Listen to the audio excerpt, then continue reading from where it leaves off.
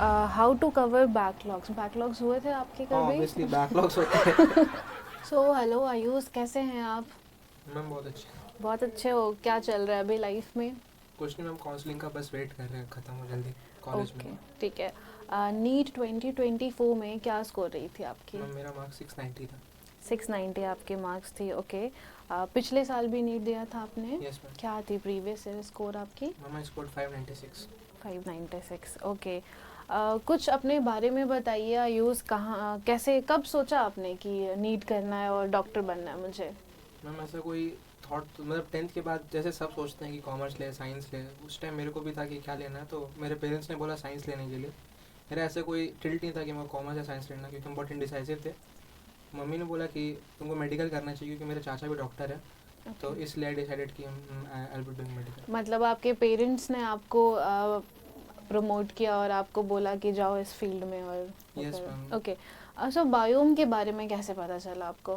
Ma'am ma'am मेरी mummy जिस school में पढ़ाती उसी स्कूल में एक टीचर थे। हम्म। उनकी बेटी भी बायो से ही पढ़ी थी। तो Okay. उन्होंने सजेस्ट किया कि बायो में बहुत अच्छा कोचिंग है, वहाँ जाके मुझे तैयारी करनी चाहिए।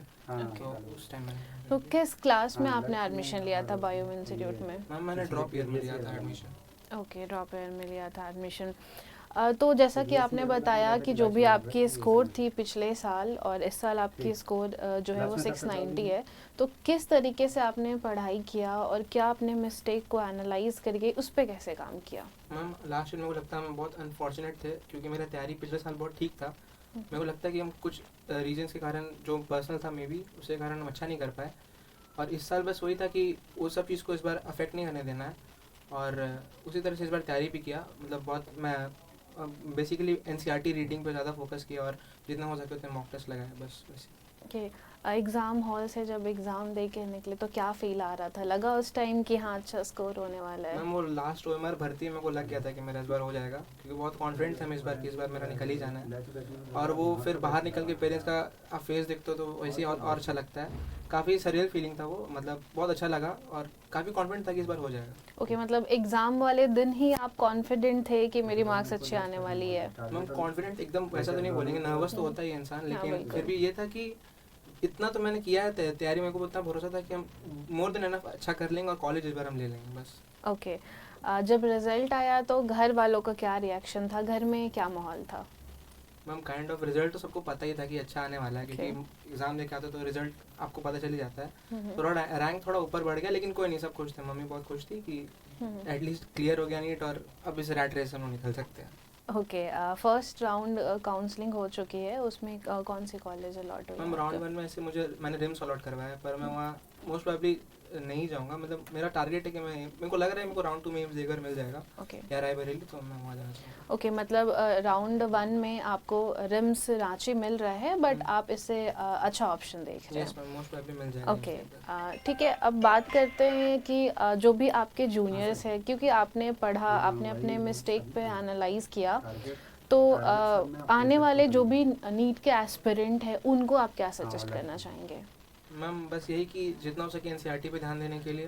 हम्म। एनसीईआरटी के अलावा कोई और बुक नहीं है, वो बाइबल की तरह है, वो हर कुरान हर चीज़, मतलब एनसीईआरटी सब कुछ है। और जितना हो सके उतना मॉक टेस्ट लगाने के लिए, मॉक टेस्ट से मोर देन एनफ मतलब प्रैक्टिस हो जाता है और मिस्टेक्स बहुत ज़्यादा एनालाइज हो जाते हैं।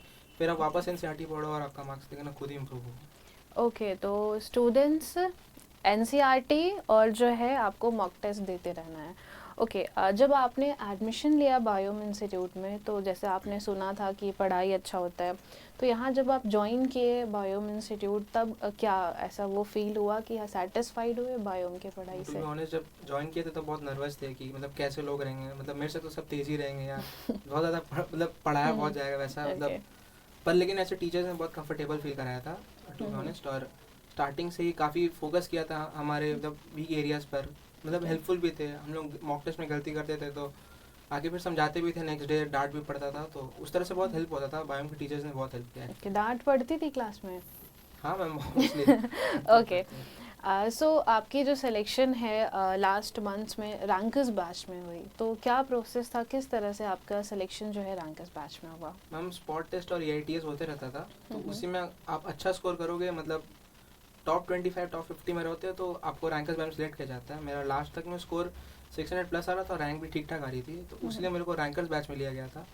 जिसके Okay. अंदर रोशन सर हम लोग के मेंटर थे। तो हम्म, और बेसिकली रैंकर्स बैच में होता है कि आपको एवरीडे एक मॉक टेस्ट लिखना होता है, आप वहीं बैठ के लोगों के साथ पढ़ते हो। एक एनवायरनमेंट मिलता है जिसके अंदर आप टॉपर्स के साथ ही रहते हो, तो आपको मोर देन एन आइडिया लग जाता है कि कैसे पढ़ाई करना है आपको लास्ट मंथ में, उस तरह से आप प्रिपेयर करते हो। और मेन डिफरेंस आपको क्या लगता है एक नॉर्मल बैच में और एक रैंकर्स बैच में?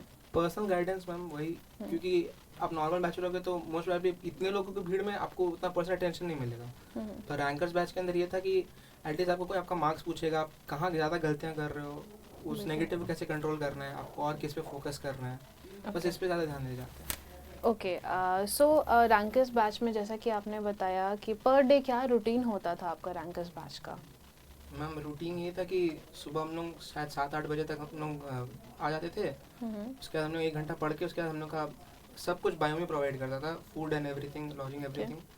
तो उसमें ये था कि सुबह आना है आपको, 1 घंटा पढ़ना, फिर आपका ब्रेकफास्ट है, उसके बाद 2 बजे तक आप अपना सेल्फ स्टडी करोगे। 2 बजे से 5:20 तक जो आपका नॉर्मल नीट का टाइम होता है, जिसमें आपको मॉक टेस्ट लिखना होता है, एग्जाम है जिस टाइम, वो उस टाइम आपका मॉक टेस्ट होता है। ओके। उसके बाद 1 आवर का डिस्कशन होता है। आप अपने जो बैचमेट्स है या फिर जो रैंकर्स में थे उनके साथ आप डिस्कस करते हो कि आपने क्या गलती की, आपको कुछ पता चलता है कि उसने क्या गलती की, बिल्कुल। और उस तरह से आप इम्प्रूव करते जाते हो, और उस तरह से आपको रैंक भी पता चलता है और आपका कॉन्फिडेंस भी बढ़ जाता है एक्चुअली। ओके, सो इस तरीके से रूटीन कितने दिनों तक चलता है ये आपका rankers ma'am batch? For 1 month. For 1 month, okay. So एक लास्ट क्वेश्चन मेरा ये रहेगा कि जैसा कि आपने बोला कि प्रीवियस ईयर, तो क्या मेन आपकी क्या मिस्टेक थी और उस चीज़ को आपने कैसे ठीक किया और इस बार इतना अच्छा स्कोर किया? एनसीईआरटी को उतना फोकस नहीं करना, और मॉक टेस्ट मेरे को लगता है हम बहुत कम लगाए थे। ओके। इस बार बस हम वही इम्प्रूव किए हैं जितना हो सके। अब मेन वही आप बोल रहे हो कि एनसीईआरटी पे फोकस कीजिए, एनसीईआरटी को ध्यान दीजिए और प्रैक्टिस पे मॉक टेस्ट दीजिए। Okay Ayush, thank you so much and all the best. Thank you.